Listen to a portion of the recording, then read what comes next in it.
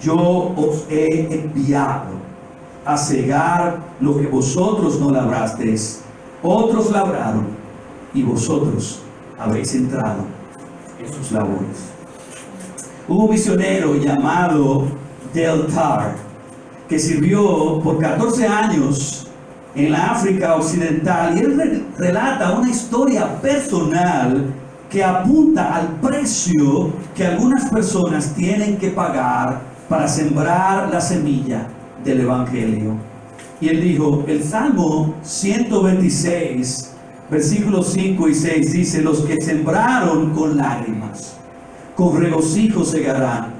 Irá andando y llorando el que lleva la preciosa semilla, mas volverá a venir con regocijo, trayendo sus gavillas. Siempre, dice el misionero, me quedé perplejo con el Salmo 126 hasta que fui al Sahel como misionero, una vasta extensión de sabana de más de 6,000 kilómetros de ancho, justo debajo del desierto del Sahara. Y en el Sahel, toda la humedad llega a un periodo de 4 meses. Solamente en un periodo de 4 meses, en los meses de mayo, junio, julio y agosto. Después de eso no cae ni una gota de lluvia durante 8 meses. El suelo se agrieta por la sequedad, y lo mismo ocurre con las manos y los pies de los agricultores. Los vientos del Sahara levantan un polvo terrible, lo lanzan a miles de metros en el aire, luego llega lentamente a la deriva del África Occidental como una fina arenilla, se mete en la boca, se mete en tu reloj y lo detiene. Y por supuesto, la comida de todo el año debe ser cultivada en esos 4 meses. La gente cultiva un maicillo llamado sorgo en pequeños campos. Octubre y noviembre son meses hermosísimos. Los graneros están llenos, la cosecha ha llegado, la gente canta y baila, comen 2 veces al día. El maicillo se muele entre 2 piedras para hacer harina y luego una papilla. Esa papilla pegajosa se come caliente, se hacen bolitas con los dedos, se echan en un poco de salsa y se meten en la boca, y esa comida sostiene muchos estómagos para poder dormir. Pero llega diciembre y los graneros comienzan a vaciarse. Muchas familias eliminan una comida del día, generalmente el desayuno de la mañana. Sin duda, en enero ni siquiera una de cada 50 familias sigue haciendo 2 comidas al día. En febrero la comida de la noche disminuye. En marzo la comida disminuye aún más y los niños sucumben a las enfermedades. No se está ni siquiera con media comida al día. Abril es el mes que aterra mi memoria, decía el misionero. En él se oye el llanto de los bebés en la penumbra, y la mayoría de los días se pasan con una sola taza de avena al día. Entonces inevitablemente ocurre. Un niño de 6 o 7 años llega corriendo donde su padre con una repentina excitación, gritando: papá, papá, encontré algo grande, encontré un grano. A lo que el padre le responde: hijo, ¿sabes que hace semanas que no tenemos granos? Sí tenemos, insiste el niño, afuera en la cabaña donde guardamos las cabras, allí hay un cuero, un saco de cuero colgado en la pared, y yo he metido la mano, papá, y allí hay grano. Dáselo a mamá para que haga harina, y esta noche nuestras barrigas podrán comer. El padre se queda inmóvil y le dice: hijo, no podemos hacer eso. Explicándole suavemente: ese es el grano de la semilla del próximo año. Es lo único que nos libra de morirnos de hambre. Estamos esperando las lluvias y entonces debemos usarlo para sembrarlo. Y por fin llegan las lluvias en mayo, y cuando lo hacen, el niño ve cómo su padre coge el saco de la pared y hace la cosa más descabellada que uno se pudiera imaginar. En lugar de alimentar a su desesperada y debilitada familia, él va al campo y con lágrimas en la cara coge la preciosa semilla y la riega, la esparce en toda la tierra. ¿Y por qué? Porque cree en la cosecha que ha de venir. Es cierto, la semilla es suya, le pertenece. Pueden hacer lo que quieran con ella, pueden hasta comérsela, pero no lo pueden hacer. Deben preservarla para multiplicarla. Pero el acto de sembrar en ese contexto duele. Les duele tanto que lloran. Pero como dicen los pastores africanos cuando predican sobre el Salmo 126, hermanos y hermanas, esta es la ley de Dios sobre la cosecha. No podrás alegrarte después si no estás dispuesto a sembrar con lágrimas.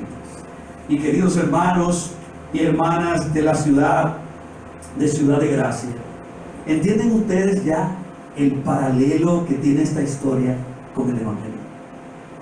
Dios nos ha llamado a sembrar la semilla del Evangelio de su gracia en los campos de este mundo. Pero sembrar tiene un costo. Si creemos en el plan de Dios para su reino y en su ley sobre la cosecha, no podemos alegrarnos y disfrutar más tarde de la cosecha si no estamos dispuestos a sembrar. Cristo nos ha entregado una tarea. Cristo nos encargó un ministerio. Cristo nos envió en una misión. Y hermanos, tenemos que poner nuestra mirada en el día final, cuando tengamos que rendirle cuenta a nuestro Señor y Salvador. Porque para lograr esa misión tenemos que morir a nosotros mismos. Tenemos que perder para ganar. Tenemos que sacrificar para multiplicar. Así como esas familias africanas en el Sahel tenían que morir a su deseo para preservar ese grano y luego sembrarlo y así multiplicarlo, de modo que alimentara y bendijera a muchos más. Hermanos y hermanas, nosotros somos los sembradores. Y hemos sido enviados a sembrar la semilla del Evangelio. Pero tú sabías que también tú y yo somos los granos. Porque el tesoro del Evangelio está en nuestros corazones. Y estamos llamados a morir a nosotros mismos, a perder nuestra vida en esta causa para así ganarla, a sacrificar nuestra vida para así multiplicarla, poniendo nuestra vida en el altar como sacrificios vivos, dispuestos a darlo todo por una causa mayor, por un reino mayor que ha de perdurar por los siglos de los siglos y que ha de recompensar a todos los que por esta causa trabajen con promesas y galardones eternos que no se comparan con los bienes, los logros y riquezas de esta vida terrenal. Cristo fue quien dijo en Juan 12, 24 al 26, de cierto os digo que si el grano de trigo no cae en la tierra y muere, queda solo.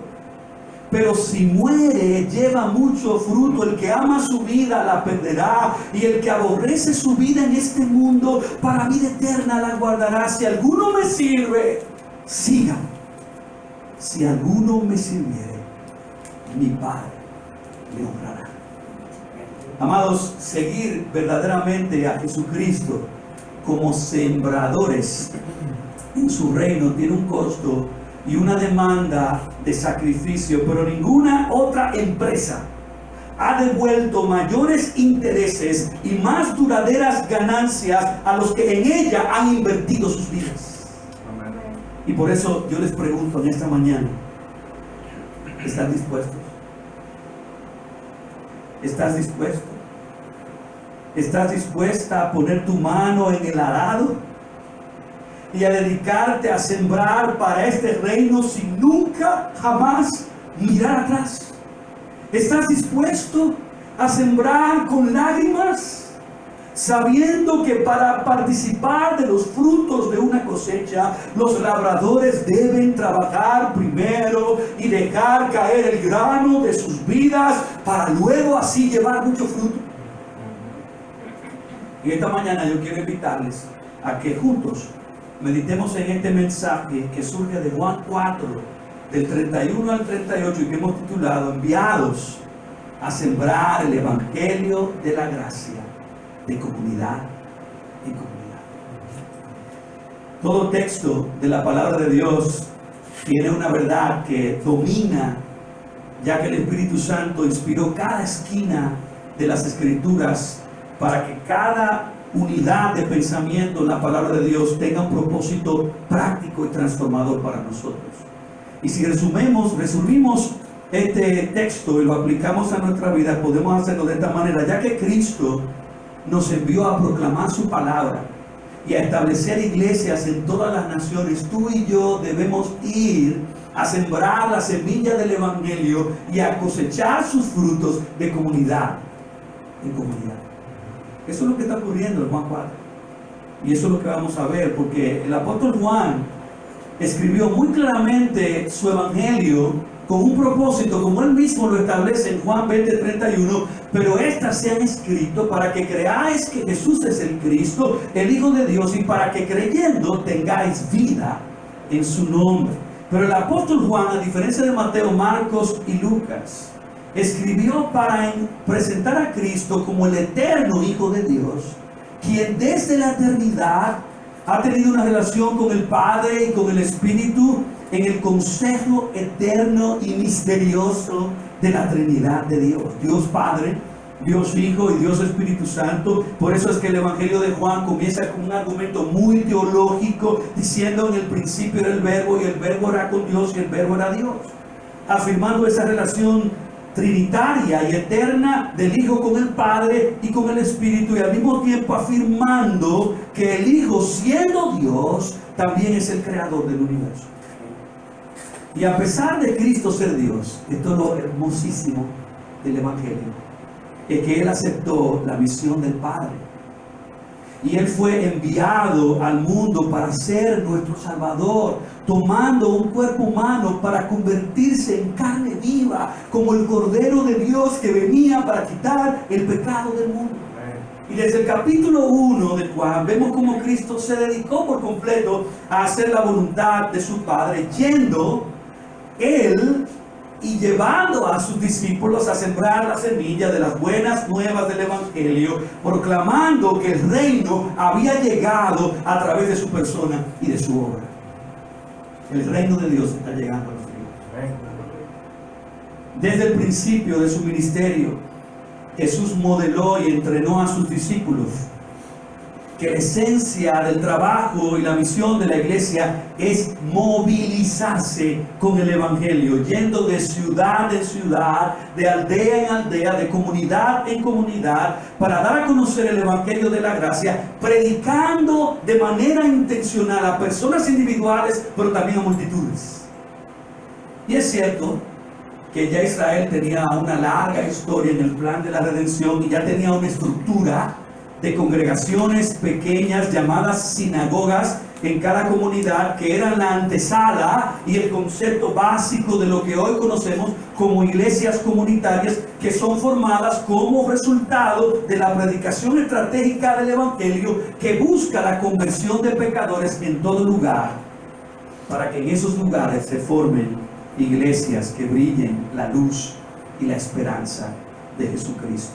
Y ustedes saben que Iglesia Ciudad de Gracia es la continuidad de esa visión y misión que Cristo les enseñó a sus discípulos, y que nosotros debemos avanzar y que nosotros debemos extender en nuestra Jerusalén, en nuestra Judea, en nuestra Samaria, y continuar así este plan estratégico hasta lo último de la vida. El capítulo 4 de este Evangelio no podía comenzar de otra manera, sino Cristo precisamente movilizando a sus discípulos a un lugar que ellos no querían ir. Él los movilizó mostrándoles que era necesario pasar por Samaria para también sembrar allí la semilla del Evangelio de la gracia. Y todos nosotros estamos muy familiarizados con el encuentro de Cristo y la mujer samaritana. Lo importante de nuestro texto es que durante ese encuentro evangelístico de Jesús con la mujer samaritana, justamente en medio de esa conversión de Cristo con ella, donde Cristo la confronta con su pecado, pero también la guía y le ofrece el regalo gratuito del agua viva que solo Cristo podía ofrecer como el Mesías Salvador. Cristo aprovecha ese momento para entrenar a sus discípulos en la visión y misión que ellos debían llevar a cabo como sembradores del Evangelio de la gracia. Y Cristo esta mañana, mis hermanos, quiere también entrenarnos a nosotros. Porque así como Dios envió al Hijo al mundo y el Hijo envió a los apóstoles, nosotros también debemos desarrollar la convicción de que Cristo es quien también nos ha enviado a esta comunidad de los ríos, para que aquí nos dediquemos a sembrar el Evangelio y cosechemos sus frutos. Y este texto nos va a mostrar varias maneras en las que tú y yo debemos responder si en verdad queremos seguir a Cristo. Hubo muchos que le dijeron a Cristo que querían seguirlo, pero no todos estaban dispuestos.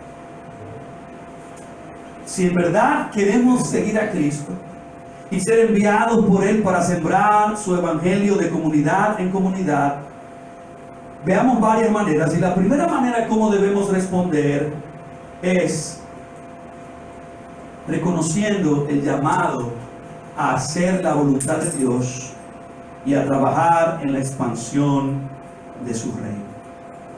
Me encanta cómo en ese contexto donde los discípulos llegaron, Cristo les afirmó: mi comida es que haga la voluntad del que me envió y acabe su obra. Y bueno, ustedes si leen la historia desde el versículo 8, se nos revela que mientras Jesús se sentó junto al pozo para descansar, los discípulos habían decidido entrar en la ciudad de Samaria para comprar algo de comer. A veces algunos de nosotros estamos más preocupados por las cosas de este mundo y las cosas materiales, mientras que Cristo estaba muy preocupado por las cosas eternas y espirituales de su reino. Y en ese interín que Jesús tiene esa maravillosa conversación evangelística, donde sembró en la mujer samaritana las verdades gloriosas del Evangelio, que luego abrieron su corazón y eventualmente la guiaron al arrepentimiento y a la fe en Cristo. En el versículo 27 y luego en el versículo 31 al 33, vemos la reacción de los discípulos cuando ellos regresaron de la ciudad, asombrándose no solo de que Jesús estaba hablando con una mujer samaritana, sino porque también ellos le habían traído comida y cuando se la pusieron delante, él no quería nada. Y de seguro que humanamente hablando, Jesús tenía hambre, como cualquiera de nosotros lo hubiera estado. Pero él aprovechó ese momento para hacer un paralelismo entre la comida física y la comida espiritual, para enseñarles a sus discípulos que así como naturalmente nos apasionamos y nos preocupamos por la comida física, es necesario y muchísimo más importante a la luz del reino eterno que nos apasionemos y nos preocupemos diligentemente por la comida espiritual ante un mundo que se está muriendo sin el pan de vida. Y Cristo describió esa comida espiritual con 3 palabras: enviar, voluntad y obra. Y yo no sé ustedes, pero yo cada día más me estoy enamorando de estas palabras. Cristo dijo: mi comida es que haga la voluntad del que me envió y acabe su obra. Y la palabra enviar, literalmente, aunque es simple, significa causar un movimiento de un lugar a otro. Y hermanos, el Padre envió a su Hijo y el Hijo obedeció al Padre. Él se movió dejando su gloria, dejando su comodidad y se trasladó a este mundo para buscarnos y salvarnos. Él se humilló, se encarnó, bajando a nuestro nivel con el objetivo de sembrar y cosechar en nosotros la semilla de salvación. Cristo reconoció que el Padre lo había enviado en una misión y su misión era sembrar la semilla del Evangelio en los corazones de judíos, de samaritanos y de gentiles de todas las naciones. Y esto nos enseña que Cristo estaba muy claro de cuál era la voluntad de Dios en la que Él debía enfocarse en la que él debía gastarse durante su corto tiempo en esta vida terrenal. Él estaba convencido de cuál era la meta que debía consumir su corazón. Aunque podamos disfrutar de las cosas temporales que Dios nos ha regalado, hay algo que debe arropar y tomar control de tu corazón, y en lo que tú debes trabajar arduamente con todas tus fuerzas hasta acabar todo lo que el Padre nos ha encomendado hacer. Cristo quería que sus discípulos entendieran que su propósito y su mayor pasión en la vida era la voluntad de Dios de trabajar en la expansión de su reino, por encima incluso de las necesidades físicas y las metas temporales de la vida. Y yo creo que es así con todos nosotros. Cuando nos apasionamos por algo, y aquí todos nos apasionamos, incluso hasta por la comida, nos enfocamos en ese objetivo de tal manera que dedicamos todas nuestras fuerzas, convencidos en nuestros corazones que debemos buscar eso que anhelamos hasta que lo conseguimos, cueste lo que cueste. Y Salomón, como la mayoría de los hombres, se dedicó con todas sus fuerzas, enfocándose con toda la pasión de su corazón para encontrar el propósito y el sentido de su existencia debajo del sol, pero lamentablemente lo buscó en el lugar equivocado.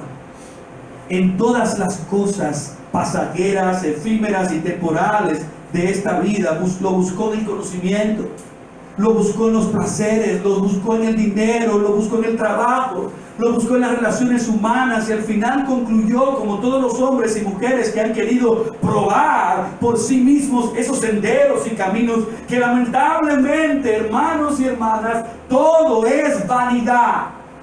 Todo es aflicción de espíritu, que todo debajo del sol, fuera de la voluntad de Dios, está vacío y hueco, y que el fin de toda la búsqueda se encuentra en temer a Dios y hacer su voluntad, porque esto es verdaderamente el todo del hombre.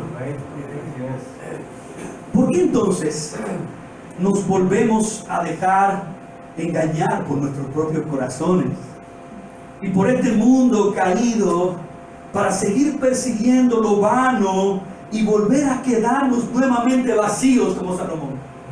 Hermanos y hermanas de Ciudad de Gracia, tenemos que llegar a la conclusión de esta búsqueda por medio de la fe, porque ya otros fueron por esos senderos sin tener que perder el preciado corto tiempo de nuestras vidas buscando lo que no aprovecha.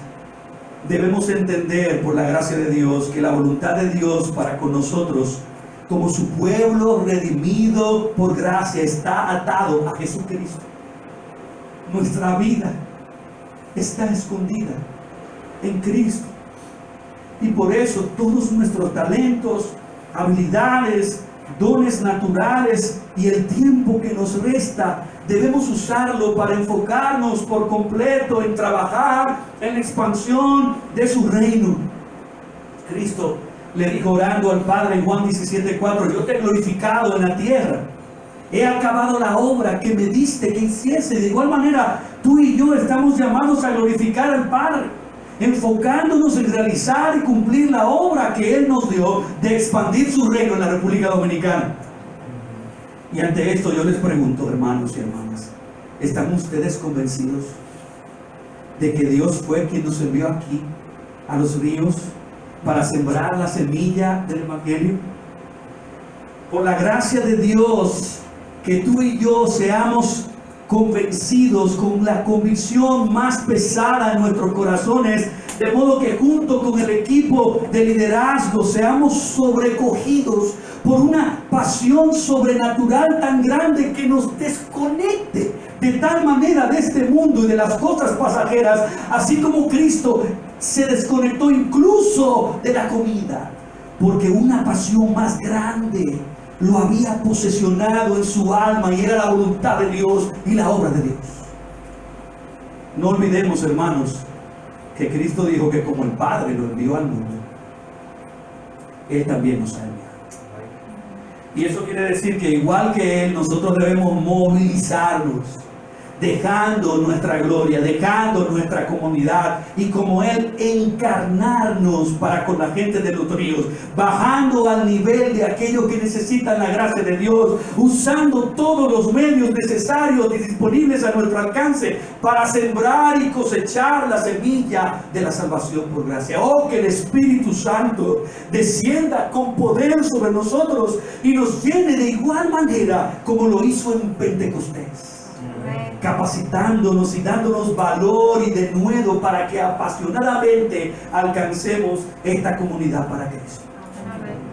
Pero esa es la primera manera como tú y yo debemos responder si queremos en verdad seguir a Cristo y ser enviados a sembrar el Evangelio de su gracia, de comunidad en comunidad, reconociendo el llamado a hacer la voluntad de Dios y a trabajar en la expansión de su reino. Pero existe una segunda manera, y es abandonando las excusas terrenales que nos impiden comprometernos con Dios y darle la prioridad a su reino. Miren conmigo el versículo 35.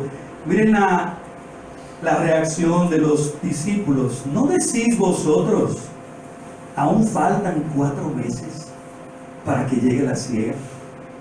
Y es interesante porque parece que ellos no dijeron nada audiblemente.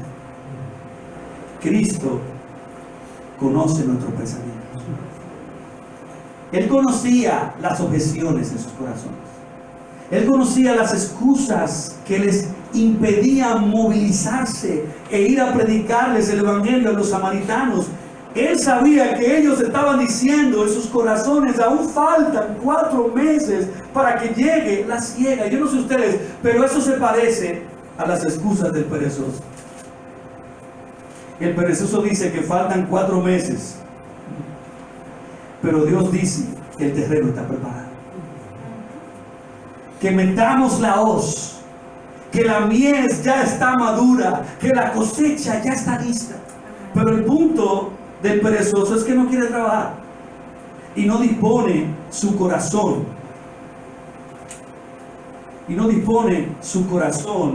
para llevar a cabo el trabajo de sembrar y cosechar. Proverbios 24, 30 al 34 dice: pasé junto al campo del hombre perezoso y junto a la viña del hombre falto de entendimiento, y aquí que por toda ella habían crecido los espinos.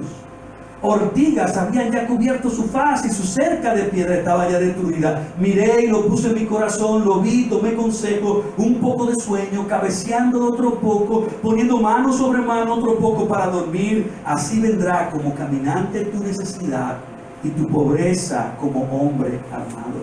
Y hermanos y hermanas, Cristo nos está llamando a que sacudamos la pereza espiritual de nuestros corazones y de nuestras voluntades y nos levantemos junto con Cristo a trabajar en su reino.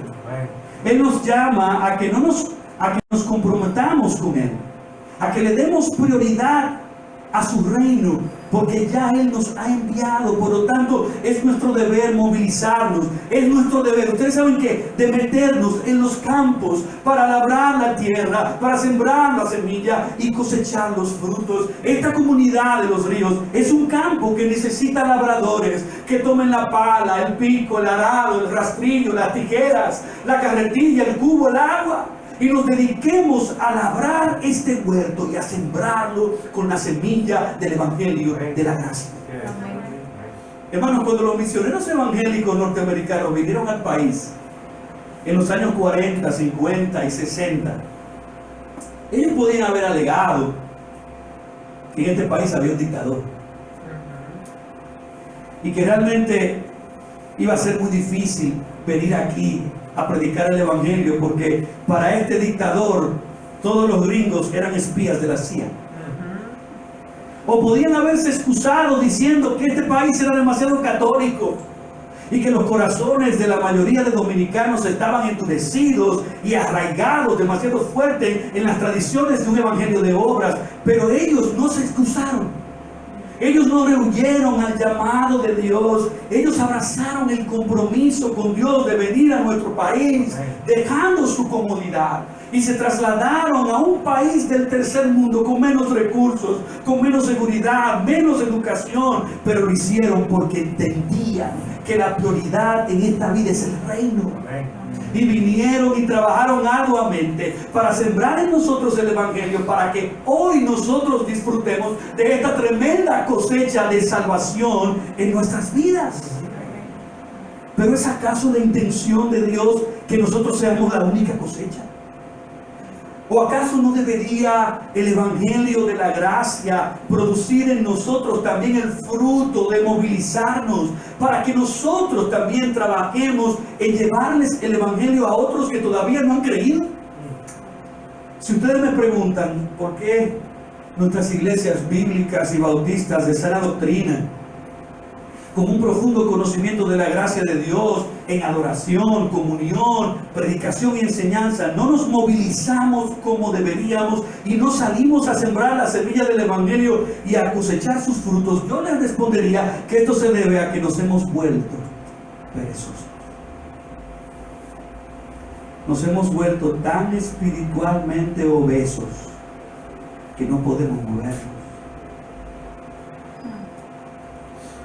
Nos hemos contentado con recibir la gracia de manos de otros que se levantaron y se movilizaron para sembrar en nosotros la palabra, y nos hemos vuelto haraganes. Y ustedes saben que hemos olvidado lo que la gracia hace tiempo nos debió haber enseñado, que es más bienaventurado dar que recibir.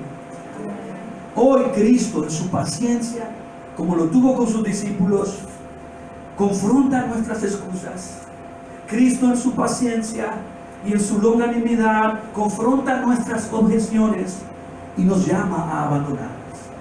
De modo que con el poder y la gracia del Espíritu abracemos una mentalidad y un espíritu de diligente y arduo trabajo para meternos de lleno en las comunidades de nuestro país, comenzando en los ríos, para sembrar en ellas la gloriosa semilla del Evangelio que tiene el poder para producir el fruto de salvación. Hermanos, hemos visto las dos primeras maneras como tú y yo debemos seguir a Cristo, siendo enviados a sembrar el Evangelio de la gracia de comunidad en comunidad. Y es mi intención ver una más, y es que nosotros alcemos los ojos de la fe para ver las comunidades que necesitan a Cristo y el Evangelio de su gracia. En el mismo versículo 35, después que Cristo dijo: ¿no decís vosotros, aún faltan 4 meses para que llegue la siega? Cristo respondió: he aquí os digo, alzad vuestros ojos y mirad los campos, porque ya están blancos para la siega. Los samaritanos eran una comunidad que estaba sumergida en el engaño de cientos de años de desviación de la palabra de Dios. Los samaritanos eran judíos que se casaron con gentiles y mezclaron las verdades del Evangelio con las creencias paganas de religiones falsas. De hecho, los samaritanos solo aceptaban los primeros 5 libros del Antiguo Testamento, rechazando el resto del testimonio de los profetas.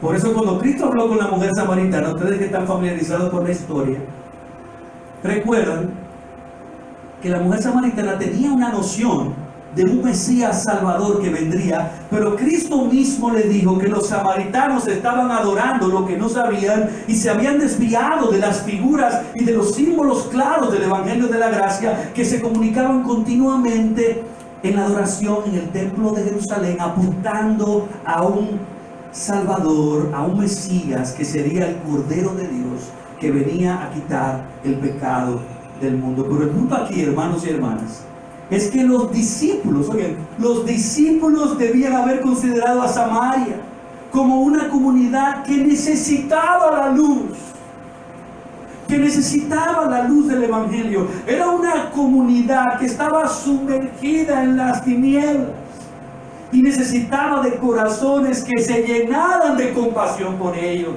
se llenaran de amor y gracia y entraran en esos campos para sembrar en ellos las buenas nuevas del Evangelio. Mi hermano, la ciudad de Santo Domingo es la ciudad con mayor crecimiento de todo el Caribe. Dios está trayendo a la gente aquí. Y así como los samaritanos estaban en el norte y a Cristo le fue necesario movilizarse hacia allá, de igual manera nuestra ciudad está también creciendo hacia el norte. Y existen muchas comunidades que todavía no tienen en ellas iglesias que proclamen la gracia de Dios. Y debemos trabajar arduamente para multiplicarnos, entrenando y enviando a otros para plantar y establecer nuevas comunidades de fe donde todavía no hay. Ustedes no sabían que Los Ríos es una comunidad que por muchos años en algunos sectores ha luchado y resistido para que no existan iglesias, para que no se establezcan iglesias ahí. Y muchos, desde el punto de vista humano, residentes de esta zona, solo quisieran tener residencias familiares, pero la verdad es que poco a poco las empresas y los comercios han ido invadiendo la zona y no han podido para siempre impedir que sea solo una urbanización.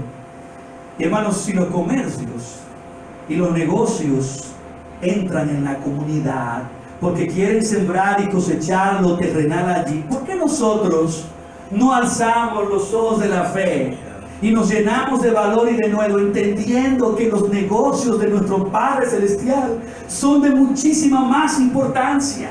Buscar sembrar y cosechar lo espiritual y lo eterno en las vidas y en las familias de los residentes allí, hermanos.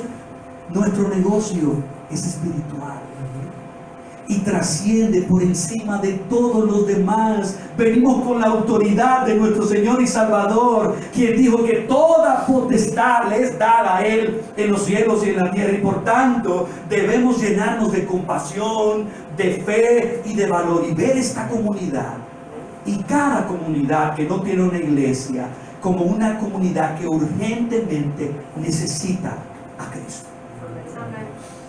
Pero Los Ríos no es la única meta de Ciudad de Gracia, así como Samaria no debía ser la única meta de los discípulos. Oh, que Dios nos conceda una pasión tan grande por su reino, que nos convirtamos en un ejército de soldados listos y preparados para ser enviados y conquistar más comunidades con el evangelio de la gracia de Dios.